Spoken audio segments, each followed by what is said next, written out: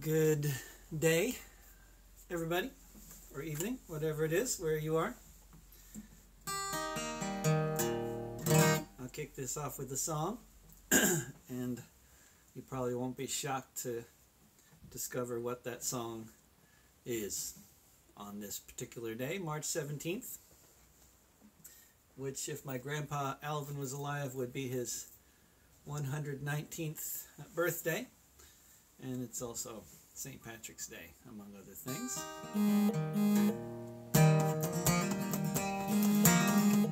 My name is John Ryan. I'll have your ear only a while. I left my dear home in Ireland. It was death, starvation, or exile. When I got to America, it was my duty to go. Enter the army and slog across Texas to join in the war against Mexico. And it was there in the pueblos and hillsides that I saw the mistake I had made. Part of a conquering army with the morals of a bayonet blade. And there amidst all these poor dying Catholics, screaming children, the burning stench of it all, myself and 200 Irishmen decided to rise to the call. From Dublin City to San Diego, we witnessed freedom denied. So we formed the St. Patrick Battalion and we fought on the Mexican side. We formed the St. Patrick Battalion and we fought on the Mexican side. We marched neath the green flag of St. Patrick, emblazoned with Erin Goldbra, right with the harp and the shamrock and Libertad para la República. Just 50 years after Wolfe Tone, 5,000 miles away, the Yanks called us a legion of strangers, and they can talk as they may. But from Dublin City to San Diego, we witnessed freedom denied. So we formed the St. Patrick Battalion and we fought on the Mexican side. We formed the St. Patrick Battalion and we fought on the Mexican side.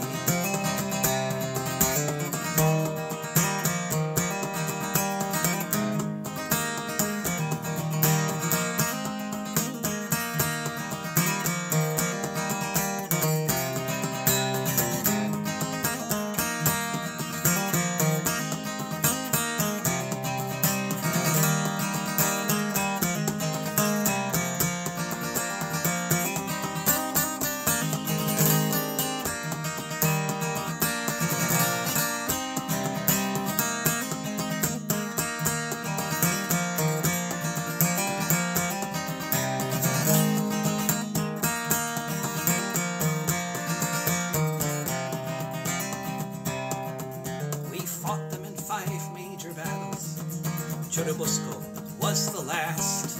Overwhelmed by the cannons from Boston, we fell after each mortar blast. Most of us died on that hillside at the service of the Mexican state. So far from our occupied homeland, we were heroes and victims of fate. From Dublin City to San Diego, we witnessed freedom denied. So we formed the St. Patrick Battalion and we fought on the Mexican side. From Dublin City to San Diego, we witnessed freedom denied. So we formed the St. Patrick Battalion and we fought on the Mexican side.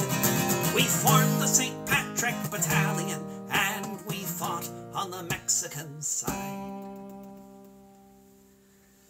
Let's see, somebody said something.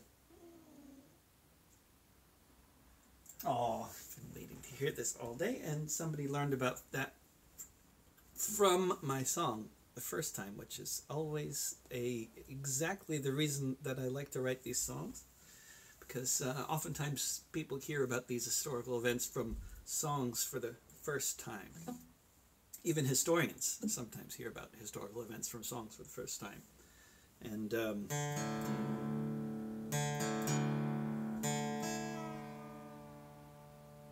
And then it's a case, oftentimes, if it's a good song, it's not only that you're hearing about the event for the first time from a song, but you are hearing about the event in such a way that you tend to be able to emotionally identify with some aspect of the event. Because that's what songs do, if they're good.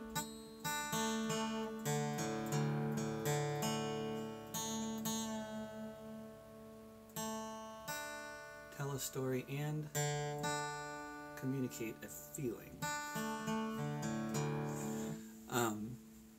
Hello from Brisbane, and hey, happy St. Patrick's Day on the US-Mexico border, or the border that should not be there.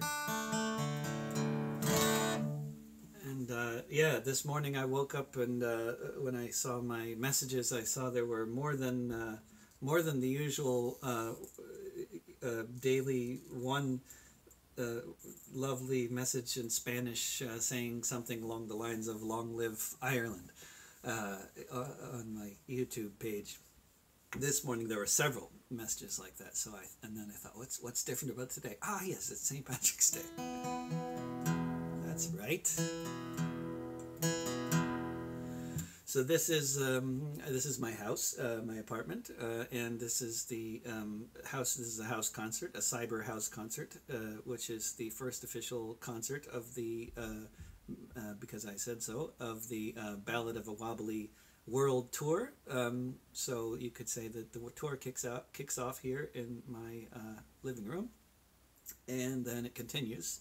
I'll be leaving this let's see, Wednesday on the 21st for California. I got the tour starts off with several gigs in the United States, specifically in California and Texas. I'll be doing shows in Berkeley and Topanga in the next week in California, and then flying to from there to Texas and doing shows for sure in Houston and Waco, and perhaps in Fort Worth. I'm not sure. I'll be visiting Fort Worth for sure. Visiting my friend Marius in prison and other folks around there. And Marius Mason. You can look up Marius Mason. And then in the middle of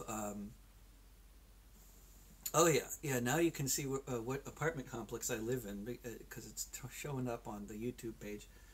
So my cover is blown, and yeah. I always figure if they want to assassinate me, I'm pretty easy to find, since I actually put my gigs up on the web, so who cares. But yes, so I'll be in California and Texas this month, and then in the middle of April I fly to Europe, starting off in Norway, and then I'll be doing shows all over Denmark, Sweden, my first visit to Finland, where I'd love to have one more gig if there are any Finns out there, and then a whole bunch of gigs in Germany, Switzerland, Belgium, one in the Netherlands, and a bunch in England and Scotland, and one in Wales and one in Ireland. That's pretty much what I'm doing over the spring. And so this is the gig to kick off what will essentially be at least 45 gigs between the US and Europe. And I have lots of gigs, but lots of room for more gigs too, if anybody out there might like to organize something, especially if you're in Europe, since it's a bit late for organizing something in California or Texas, since those are coming right up. But if you're in Europe, there's still time. It's 1 full month before I will be landing in Europe, and I'll be there for almost 3 months, as it turns out. And so, but the last 2 weeks of the tour are not booked, basically, so they're totally wide open. It got extended for various reasons, but there's it's wide open. So anyway, there's lots of gigs, and I hope to see folks on the road, and but there's lots of room for more. And I'm done rambling. And let's see, people said things. What did they say?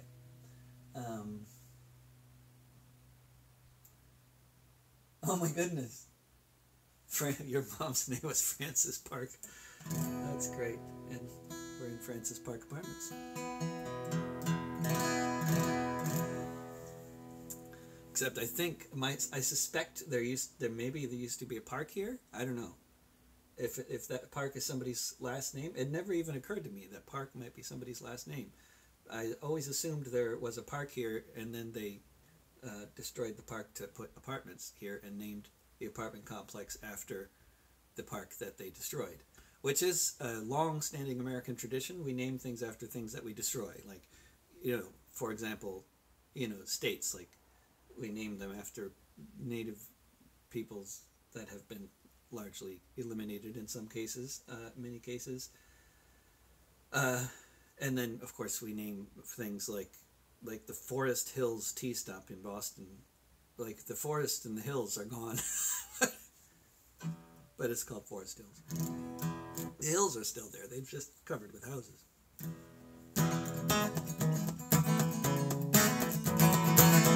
Speaking of what used to be, when I came to this country, left Scotland far behind, evicted from the Highlands, told to go and find a new life in America, across the Atlantic Sea, where I joined the millions of other refugees who ended up at Ellis Island as the century began. The wretched of the earth, from every foreign land. When I came to this country, broken and bereft, I quickly saw I'd have been no worse off if I'd never left. Such awful deprivations as I'd never had to face, borne by Swedes and Russians, Africans, and every other race. Millions of people trying not to end up dead from cholera or black lung or getting clubbed on the head.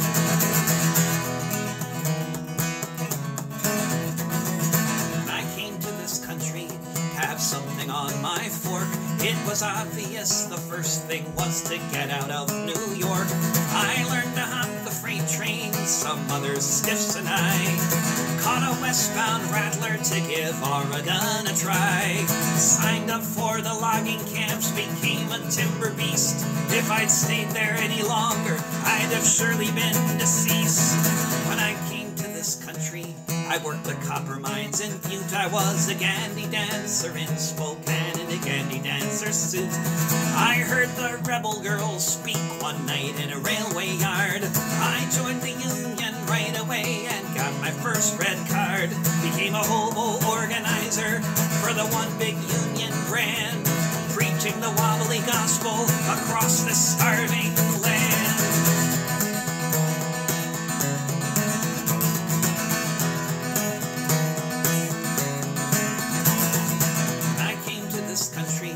I soon enough lost track of the number of times I felt a billy club upon my back, or how many times I saw the tents with freezing kids working in the mines instead of living on the skids. How many times I heard the horrid crying from below of those trapped there in the dungeons with nowhere left to go.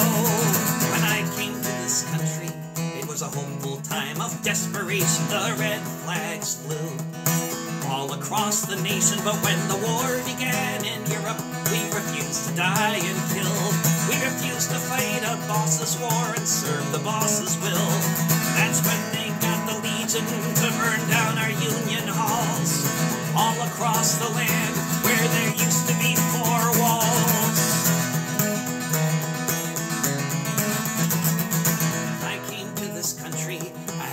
Great expectations, but I didn't think I'd end up back here awaiting deportation. On a steamship on the Hudson, I watched the sunset fade, with 20,000 others swept up in the Palmer Reeds. Counting myself lucky that I'm still alive, remembering the moment that I first arrived. When I came to this country, this country, when I came to this country.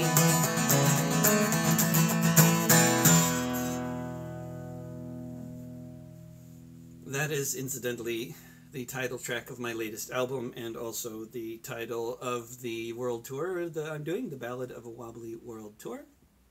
And on the page that you probably were, I don't know, however you got to this broadcast, you probably got there from my tour page. In any case, it's posted at the top of my Twitter and Facebook pages, and you can find it at davidrovics.com. And basically it tells you where I'm going, and also you can listen for free to my latest album there, which, what a remarkable thing that is. I spent 5 days and thousands of dollars in the studio, and put a lot of great musicians put in a whole lot of time, and you can just press play and listen to it for free. And I think that's wonderful. And if you want to support what I do, because clicking play doesn't, then you can check out the CSA link, the subscribe link. This is the 5th year anniversary since I started my community supported art program, and it has allowed me to survive, and I'm very grateful for all of you who have joined. And if you have not joined and you are not broke, then please feel free to do that. I would appreciate it immensely. And I'll stop talking about that and sing another song, which is not on that last album because I just wrote it a couple weeks ago. True story. I like to say that because it's true. They're all true stories, but it still seems worth saying because, well, some people might just be making stuff up, but I'm not. Oh, but wait a sec. Somebody said something.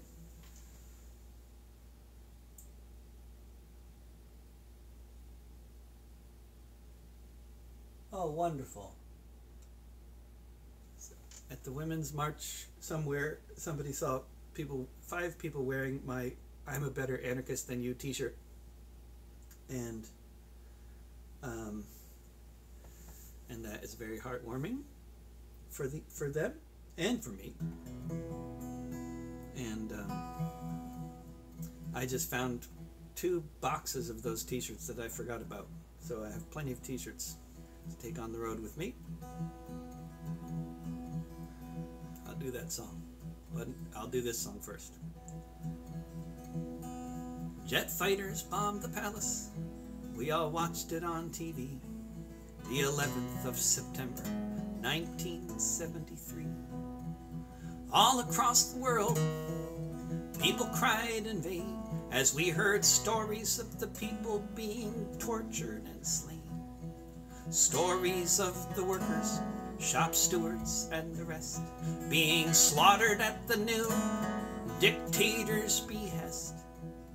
Labor groups condemned it, said we were on the workers' side, including all the engineers of East Kilbride. People organized a boycott of General Pinochet, who had overthrown Allende with a Hawker Hunter jet. Then a few months later, March of '74, Bob Fulton came to work at the Rolls-Royce factory floor. He looked at the orders that had come in that day and found crates with jet engines from Chile. Jet engines from the Air Force across the ocean wide, sent to be repaired in East Kilbride.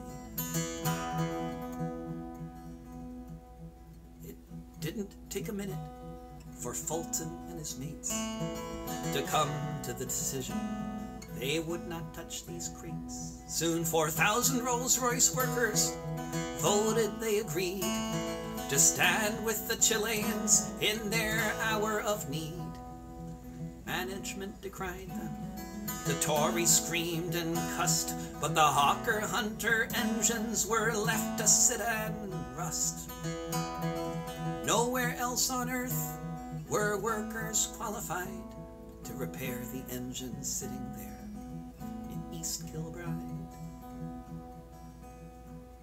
It's often hard to know if you've changed anything a whit, But decades later, a Chilean general would admit, for a time in Santiago, there were no fighters in the sky, because the whole Chilean Air Force had not one jet that could fly.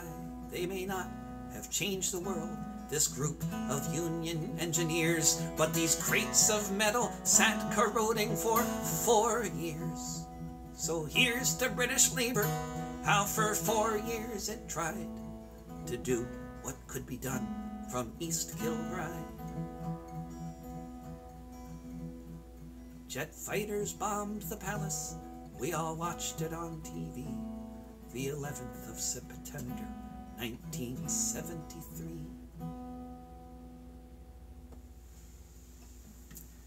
Let's see these messages. Good, Garrett, good. Gonna be a great gig in Belgium. Inherent at the Loft. If you're in Belgium, if you're anywhere near Belgium and you're thinking about which gig to come to that one. I'm doing a whole bunch of gigs in Belgium on this tour. Only one gig in the Netherlands, in case there's any of you Dutch people feeling competitive with the Belgians. I'm only doing one gig in the Netherlands, but a whole bunch of gigs in Belgium. The gigs in Belgium are much better generally. Well, the ones in the Netherlands have more people at them. The ones in Belgium actually pay.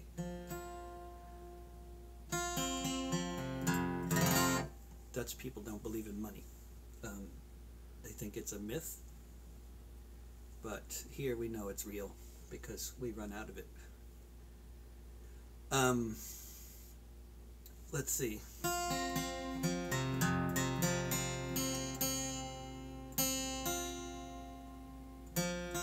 What other nationality can I insult?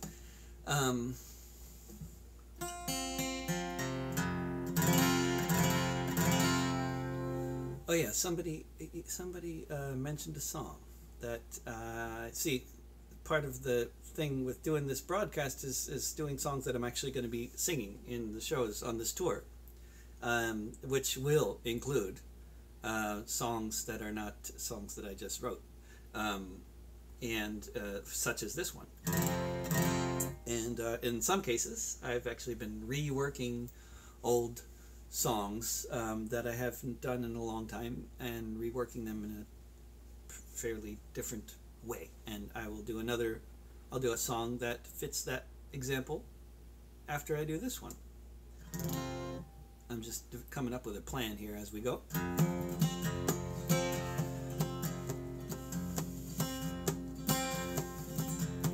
I don't drive a car because they run on gas, but if I did, it'd run on biomass. I ride a bike, or sometimes a skateboard, so piss off all you drivers and your yuppie hordes sitting all day in the traffic queues. I'm a better anarchist than you. I don't eat meat, I just live on moldy chives or the donuts that I found in last week's dumpster dive. So you people in that restaurant, I think you are so sad when you could have been eating bagels like the ones that I just had. I think it is a shame all the bourgeois things you do. I'm a better anarchist than you. I don't wear leather and I like my clothes in black, and I made a really cool hammock from a moldy coffee sack. I like to hop on freight trains, I think that is so cool. It's so much funner doing this than being stuck in school. I can't believe you're wearing those brand new shiny shoes. I'm a better anarchist than you. I don't have sex, and there will be no sequel because heterosexual relationships are inherently unequal. I'll just keep on moshing to Anti-Flag and Crass until there are no differences in gender, race, or class. All you brainwashed breeders, you just haven't got a clue. I'm a better anarchist than you. I don't believe in leaders, I think consensus is the key. I don't believe in stupid notions like representative democracy. Whether or not it works, I know it is the case that only direct action can save the human race. So when I see you in your voting booth, then I know it's true. I'm a better anarchist anarchist than you. I am not a pacifist, I like throwing bricks, and when the cops have caught me and I've taken a few licks, I always feel lucky if I get a bloody nose, because I feel so militant and everybody knows. By the time the riot is all through, I'm a better anarchist than you. I'm a better anarchist than you.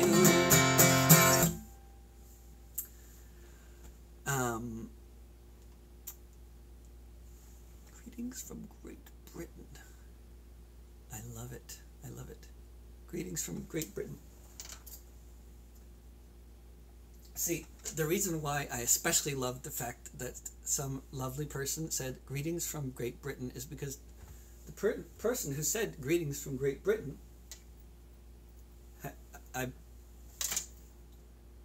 unless I'm mistaken, you are Japanese.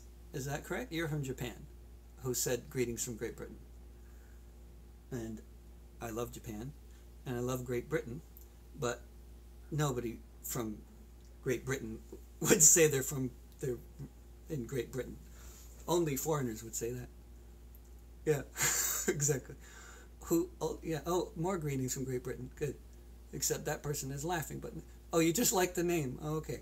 So you're actually from Britain and you use the term Great Britain? Oh, you must be English then, I guess. But I love it. I love these things. Questions. You know, they say you can tell so much about somebody based on their likes on Facebook, like things that they have no idea that you can tell about them, like whether their parents divorced when you were young. You know, whether your parents divorced when you were young. Apparently, this can be determined based on a few dozen of whatever it is you've last liked, the last few dozen likes on Facebook. They can figure out, according to this, they can come up with an accurate guess on whether your parents divorced or not when you were young. That is messed up. And yes, I can tell whether somebody is Scottish, Welsh, or English based on whether how they refer to their country. But that's easy to do. That's cheating. That's like here people say America to refer to the United States, which insults everybody else in the Americas. But the people using the term America don't even know they've just insulted everybody. But I always have this problem because I don't know how to talk to, like, I don't even know how to identify the places I'm touring in half the time. Like, you know, in the age of Twitter, trying to say England, Scotland, and Wales, I mean, that's a lot of words, you know, but you have to do it. I have to do it. I can't figure out any other way.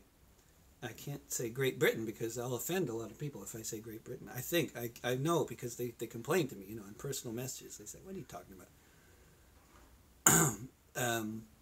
Although if you say UK, that's worse. Then you really piss people off. Then it's like, you know, they get out the explosives and stuff. The United States of America, yes. Yes. Yes, well, I'm going to start calling Denmark Great Denmark, I think. But then the Greenlanders will get really upset if you say anything great about Denmark. Okay, let's see. I'm going to stop insulting nationalities and do shorthand. Yeah, that's true. I could do the shorthand. That's true. There is that. There is that. But now with the 280 character limit, it's like liberating, you know. Now I can refer to as many nationalities as I want to in a tweet, and I can pretty much still fit, you know. What was I going to do? Oh, yeah. I remember an old song that I've been working on reworking.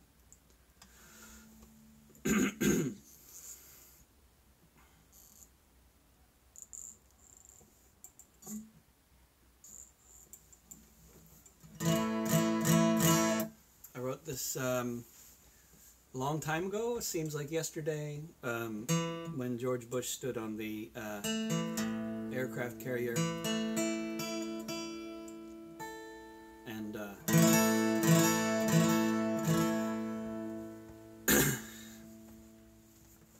and said that the war was over. The mission had been accomplished. He had a big banner behind him said mission accomplished. And yeah. President stood front of the jet planes, the rebels all settled and democracy reigns. We've defeated their army, taken control, dropped thousands of bombs, now they've taken their toll. The oil's on fire, just like the blood of a billion Muslims dragged through the mud. And the world is safer with the dictator gone, and their lot will improve with our corporate pawn. The war is over. That's what he said, go back to your business. We've buried the dead and the war is over. Fatherless children have taken the street. All that remains is the sting of defeat. Homes are in ruins, cancer is rife. For soldiers and newborns, the end of a life. Kids grown up with just hunger and fear. But lo, behold, the Yankees are here. And now you people are gonna be free, 'cause this land was made for Chevron and me, and the war is over. That's what he said, just turn on your TV. We've buried the dead and the war is over.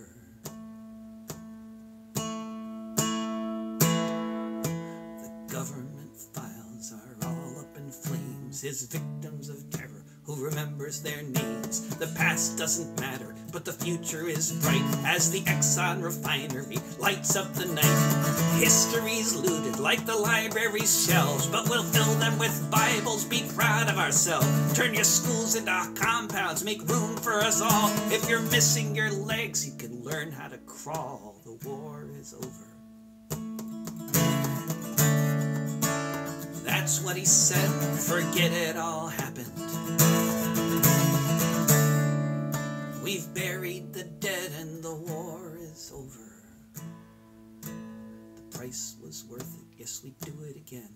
With bombs or with sanctions, kids, women, and men. 'Cause we have national interests, they must be met. We will enforce them by treaty or jet. And when time has passed and you've had some rest, we'll find a new villain, 'cause that's what we do best. Maybe a sultan or a grandson of Mao, but don't trouble your conscience, because as of now, the war is over. That's what he said, just put it behind you. We've buried the dead and the war is over. Okay, I have to look at these comments here. Germany with Sarah.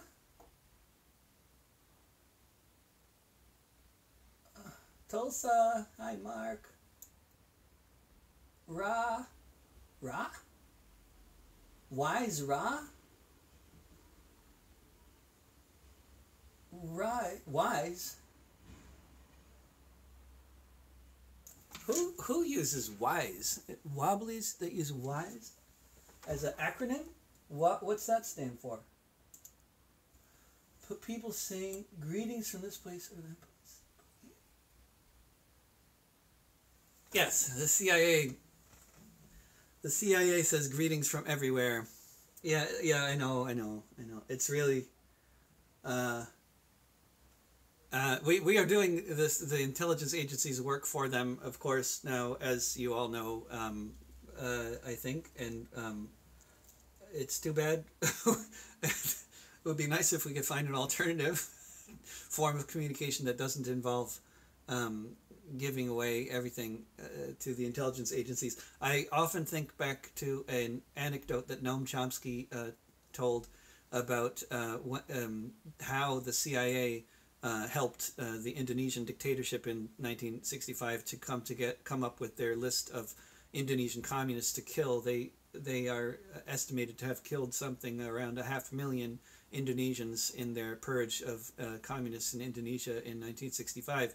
And the way they got the list of people partly was through the CIA's help. The CIA provided the Indonesians, I mean, I don't know why they needed help of the CIA to provide this information. But in any case, Noam Chomsky was saying the CIA provided them with a list of 5,000 names of Indonesian communists, and the Indonesian military put together compiled a list of 100 friends and family of each of the 5,000 Indonesian communists, which is how they came up with the 500,000 to kill. And that is interesting, because if, in the age of Facebook, they could have just gotten all that from Facebook, you know, top 100 friends for each of those people without having to do any research.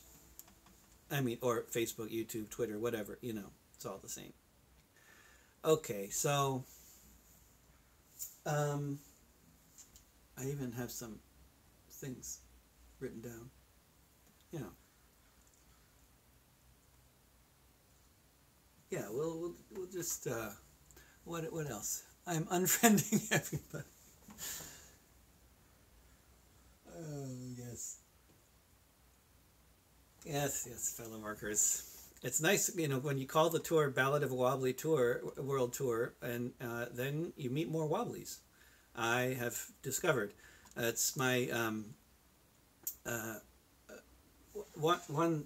one of the pieces of advice on the very rare occasions anybody asks me for advice on how to do this thing that I do. One of the things I say is, well, if you write songs about places that you're actually spending time in, you know, that might interest people, you know, who live in those places. I mean, this is kind of an obvious statement, but I mean, it's also, you know, which is not to say that I strategically am writing songs about places I'm traveling in order to interest the locals to get gigs. Although that's a side effect, you know, but it is a side effect. And you know, you want to play for unions, write some union songs, you know, for example. It helps. Another message.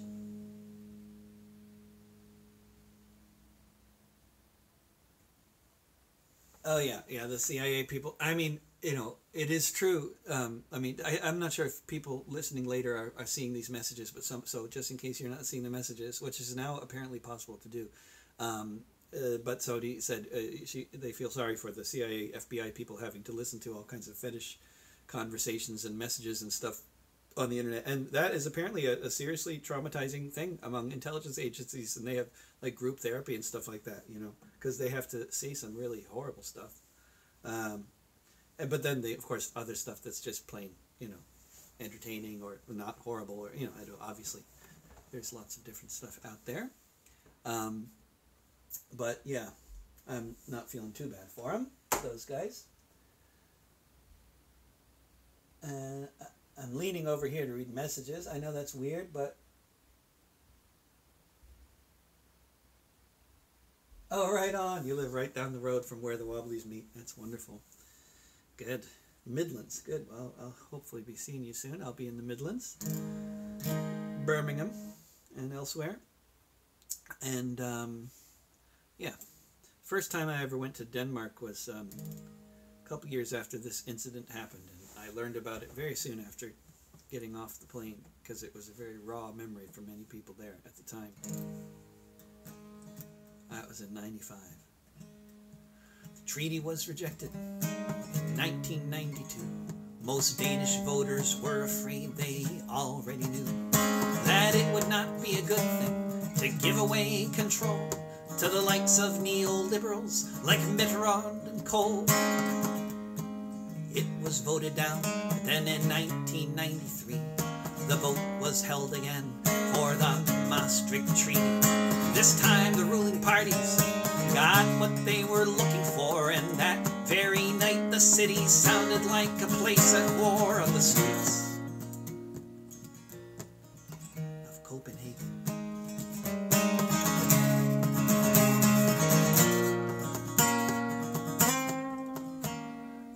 Was full of anger, the reasons for it clear.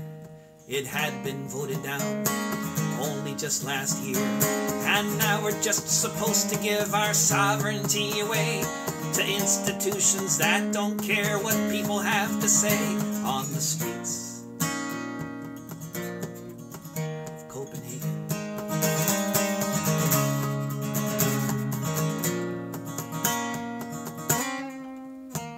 Stones flew, windows broke, more than many folks could bear as the riot cops fired tear gas in the air. Before the night was over, the cops stood right there in that spot, fired pistols at the crowd. 11 people were shot on the streets of Copenhagen.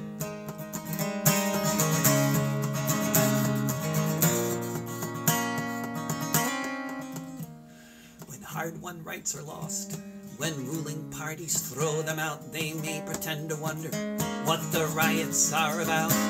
But anywhere near Nørrebro, you'd find few who disagree about exactly what happened in 1993 on the streets of Copenhagen. On the streets of Copenhagen.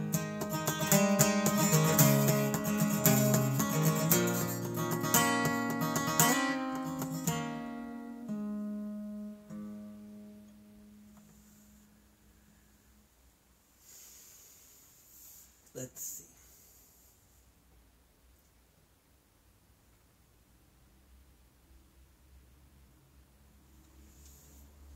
Yeah.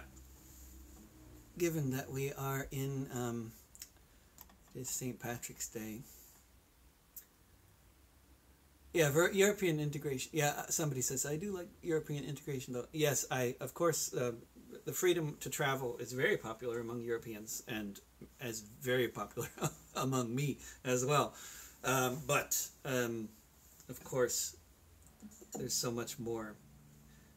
You know, Brussels now has more lobbyists than Washington, D.C. That's what I'm talking about.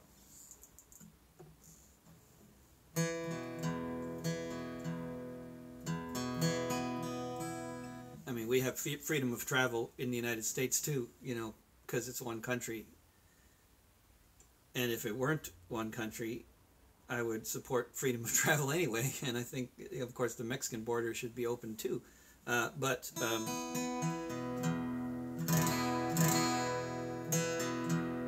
that wouldn't make the government good. The government isn't good, even though we have freedom of travel within all 50 states.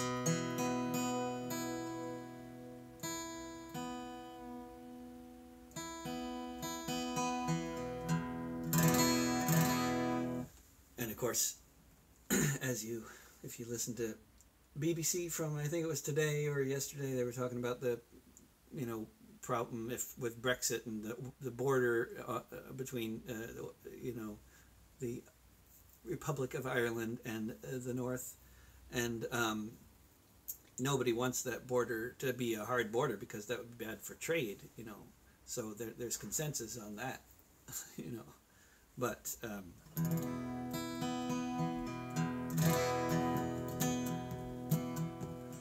speaking of that part of the world, Robert Ross was from Rostreville. He was born in County Down. His family was given land there by the British Crown. He was a man born of the gentry, born with wealth and fame, but he joined the British Army to serve his queen and make his name. In the Napoleonic Wars, he fought in many lands, in Holland and in Spain and the far-off Egyptian sands. He was wounded there in battle, came back to fight another day, and he was sent off to attack the USA. York had been sacked and burned by invading Yankee men, but the Canadians regrouped, chased the Yankees home, and then the British Navy made its way to the shores of D.C. town, where General Ross burned the White House down. The year was 1814. The U.S. was in retreat. It was a Canadian victory, an American defeat. Without the French to help them, they got their ass whipped by the crowd when General Ross burned the White House down. The place had just been constructed only 12 years before, but it had to be rebuilt soon after this disastrous war. The president turned tail and ran like a raggedy clown when General Ross burned the White House down. He was killed a few months later. Irish rebels stopped him in his tracks. He was buried in Nova Scotia, in the town of Halifax. He might have been forgotten, but he'll forever be renowned. He's the man who burned the White House down. He's the man who burned the White House down.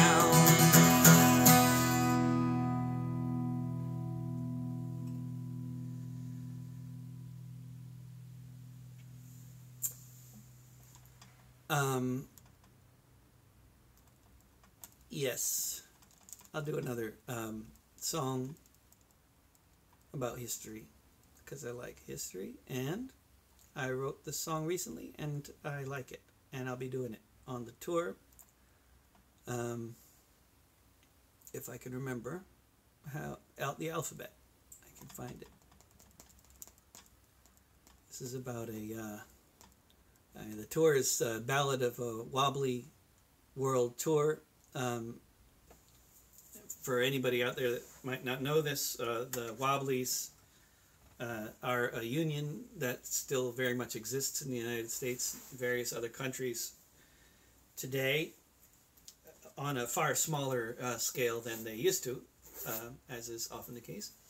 And there used to be millions of members and supporters, and the union was a very big, very militant union in the early 20th century, and and was largely destroyed by the FBI, which the FBI's job is to destroy social movement organizations, unions, civil rights, feminist, student, anti-war. I mean, that's what they've been doing. Native American, Black Power. That's what the FBI has been doing for their entire existence, is undermining, infiltrating, assassinating, destroying those movements. That's what the FBI was born to do, and that's what it still does. And it started out with the IWW and the anti-war movement against U.S. participation in World War I.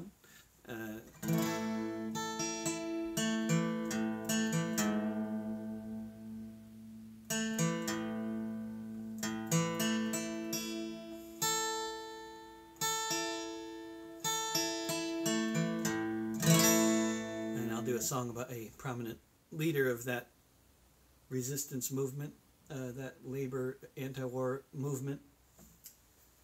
But first, I'll look at these messages.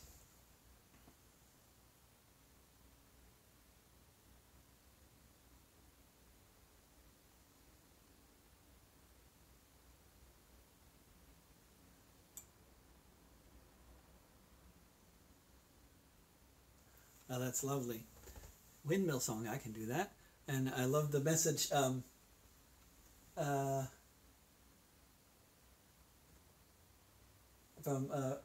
Memo Olivares. Yeah, that's wonderful. You thought I was from Ireland. That's what I get messages from people in Mexico every day who think I'm Irish, and I never correct them because I like it. I like it.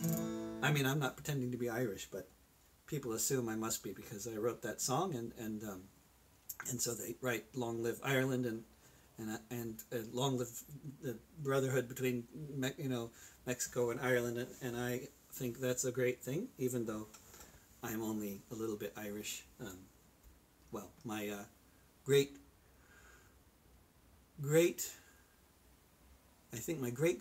grandfather Michael Whalen was a famine survivor in Ireland, who a refugee who came to the United States, into New York in the 1840s. That's my Irish connection, which is kind of the average Irish connection that most people have here, probably.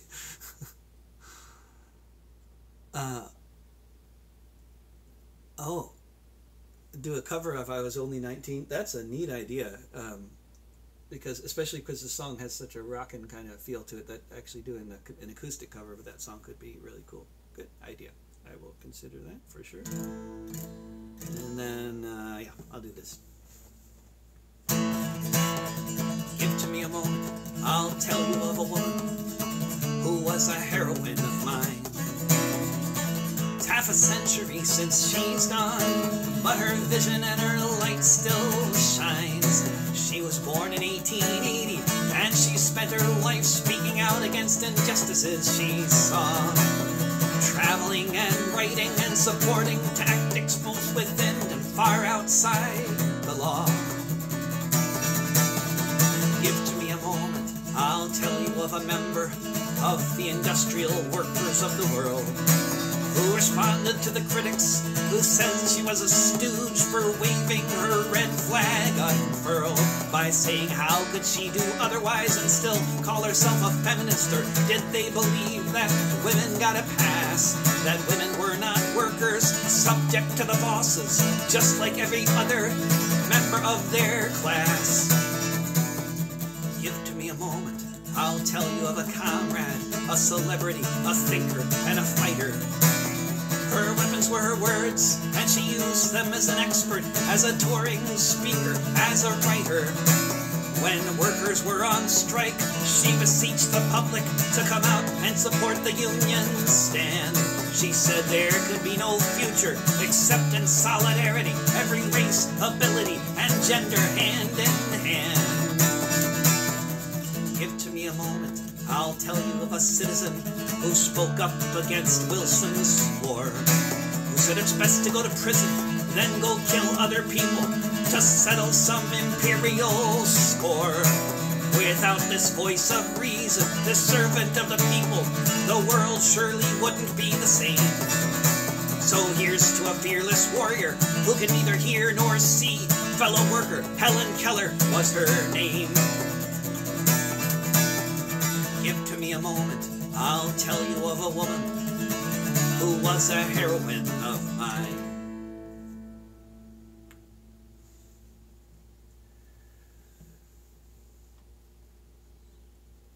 And somebody suggested a song, but first I want to look at these messages.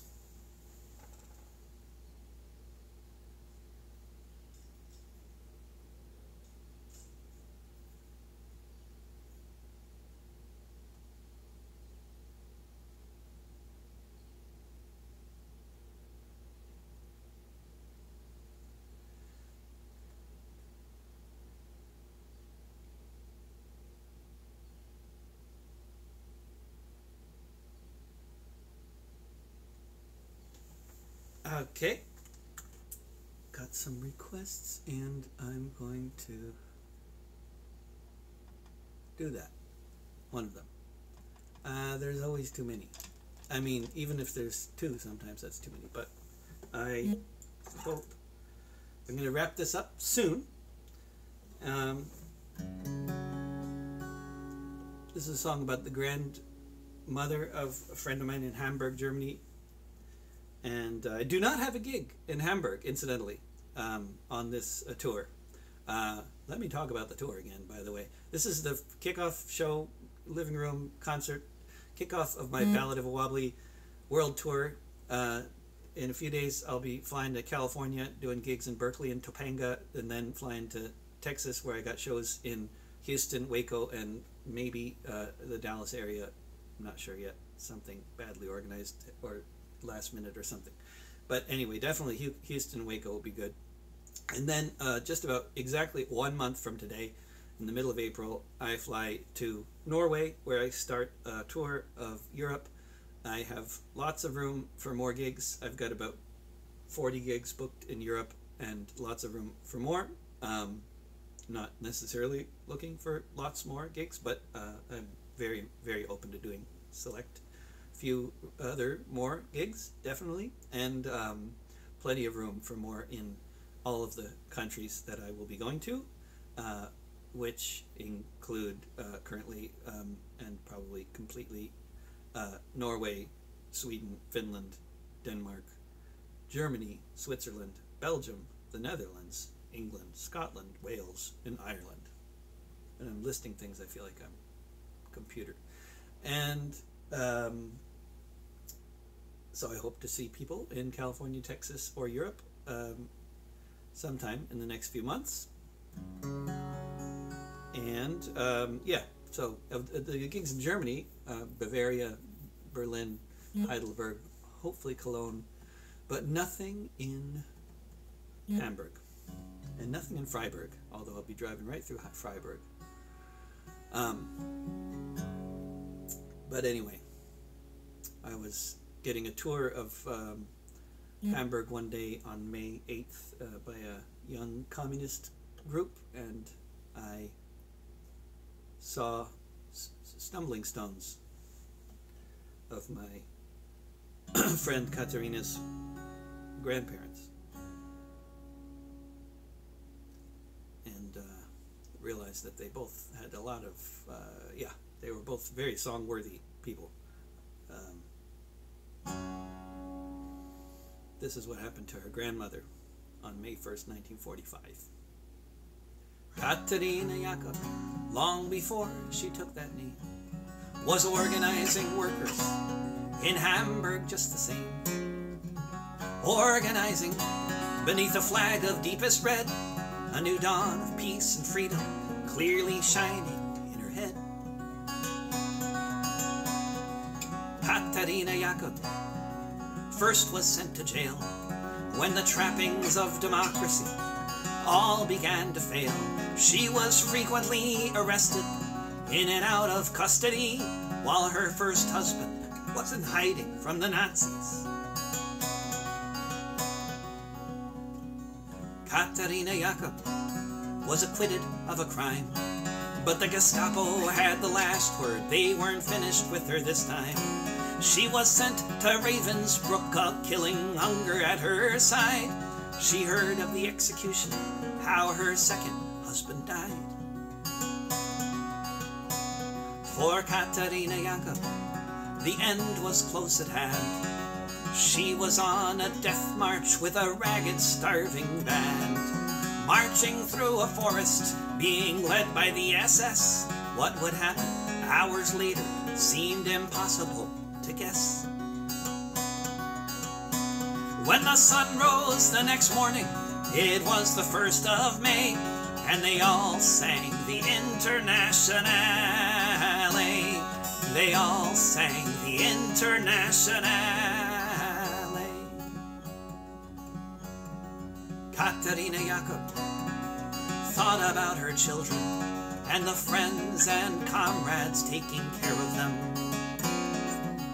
not knowing yet if any of them survived, not knowing that soon she'd see her daughters both alive. Katarina Jakob watched the German soldiers fleeing, streaming from the east, that's what she was seeing. Allied bombers flew above them, she thought they all might die, and then soon there was the silence of all the SS men. When the sun rose the next morning, it was the 1st of May, and they all sang the Internationale. They all sang the Internationale.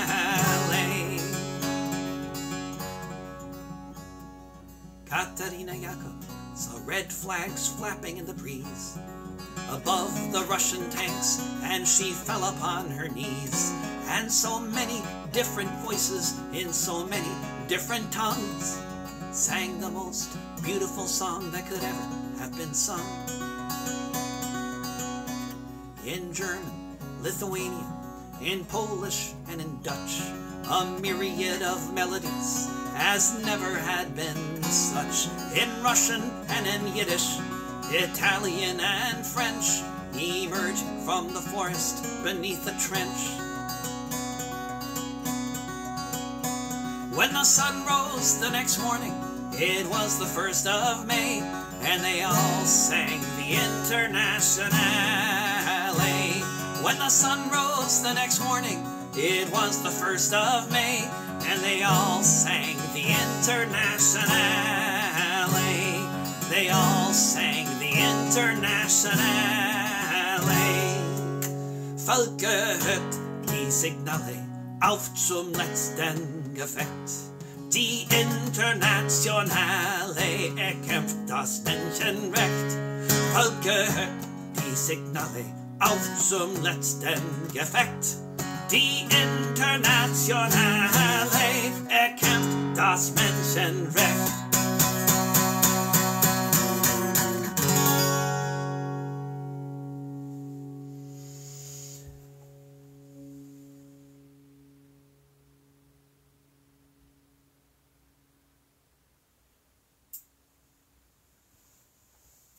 Thank you for all the kind words. I'm going to do one more song. I was kind of thinking this would be like an hour-long broadcast, and there will be more broadcasts. And there will be the tour. And as I pack for the tour, when I used to do tours, this is an advertisement. You're about to hear an advertisement. But it's an advertisement for DIY music, so maybe you want to hear it anyway, because it's not really an advertisement, because I'm not going to make any profit off of this, you know. I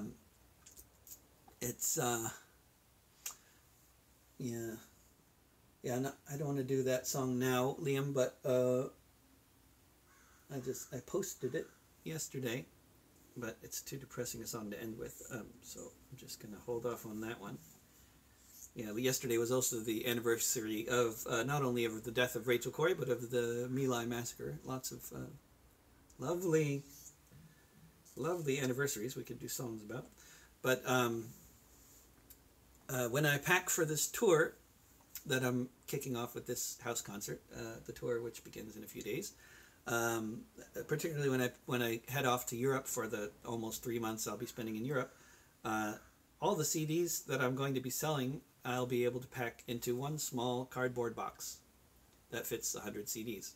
I used to do tours where I would mail ahead multiple boxes of CDs, because I would sell upwards of 1,000 CDs on a tour.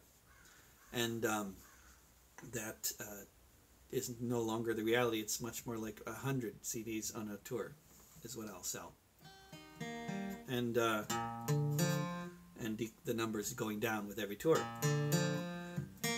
But CDs still cost as much. Albums still cost just as much to record. The cost of putting out an album was never about the actual physical CDs. It was always about the recording. And then after that, of course, you were not only recouping your expenses for recording, but you were also selling CDs to allow yourself to pay rent and stuff like that, because the gigs by themselves don't generally pay well enough to offset all the expenses involved with traveling and to allow you to pay rent back home and all that. So a lot of musicians no longer do this for a living anymore, like most of the musicians that I know who are not from Europe. They don't work as musicians anymore, because it's no longer possible for them to make a living, because it was so marginal in the first place that with the rents going up and no longer being able to sell CDs, that's the formula for disaster, and people just do other things for a living. I was close to being in that situation several years ago, and I started my community-supported art project, davidrovics.com/subscribe. You can read about it there. So as I start this tour, I also want to thank all the people who have joined my CSA, because the tours alone, while being the most fun part and also wonderful in a lot of ways, and also financially somewhat remunerative if I'm lucky, they're not enough. It's not enough by itself. I was on the road for about half the year last year, and that wasn't enough to make a living without the CSA. So please join if you can. And I'll close with this song, if I can ever get in tune.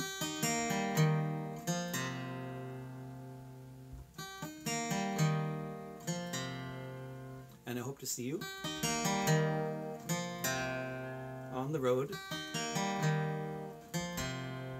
and in the streets.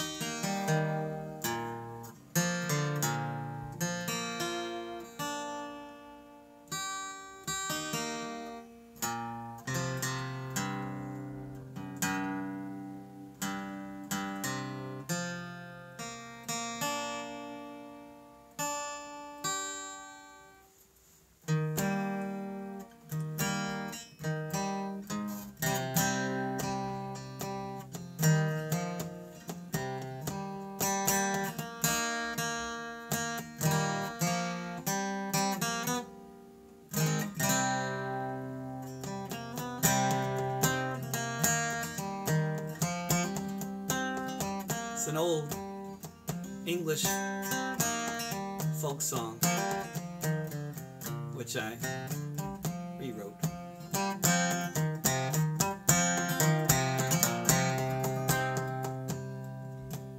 Once upon a time you might have seen me on TV, but since deregulation you won't find someone like me. So a-begging I will go, a-begging I will go. I used to sell so many records, the limit was the sky. Now I get a few bucks every month from Spotify, and a-begging I will go, a-begging I will go. There used to be so many gigs, I did them night and day. Now you can rent a venue, but you have to pay to play. And a-begging I will go, a-begging I will go.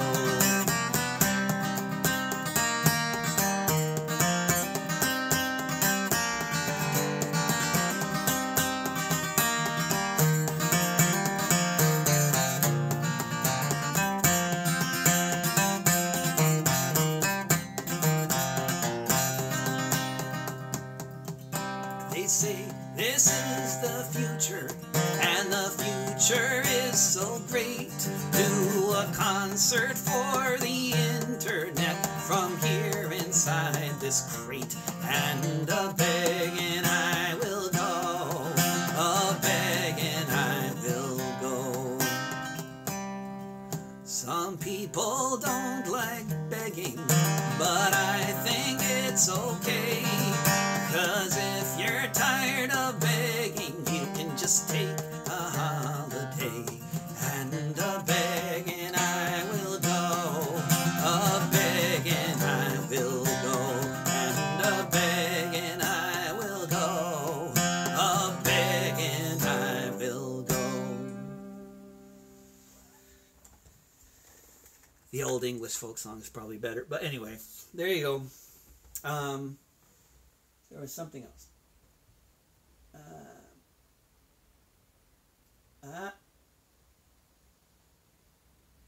Good. Yeah. No, I'll cut it off there. Sorry, Gert, and I'll do that. I'll do Layla and Majnun in Belgium for you in May, and I hope to see everybody on the road and in the street here in the U.S. and in Europe and wherever else. Thanks so much for listening. Thanks in advance for sharing anything about this tour that you can. You know, the tour blog post that's on the top of my Twitter and Facebook feeds, if you can share that with people repeatedly, especially if you know people in the places I'll be going, and tell them that I'm coming by writing them personal messages and making phone calls and stuff like that, so that they'll actually see the messages, unlike with Facebook posts, which they won't see. Then that would be immensely, very much appreciated. It's a word of mouth kind of thing if anybody comes to my gigs. And if people are going to come, it's going to be because you tell them about the gigs. So it would be much appreciated if you could share the tour info with people. And of course, if you could do what many of the listeners already, names I recognize, are already doing, and join my CSA, then that's also much appreciated. If you can't afford it, no problem, don't worry about it. And if you can, then that's wonderful. And I hope to see you around, and thanks again, and there we go. Bye-bye. Oh, except if I can remember how to turn off the screen.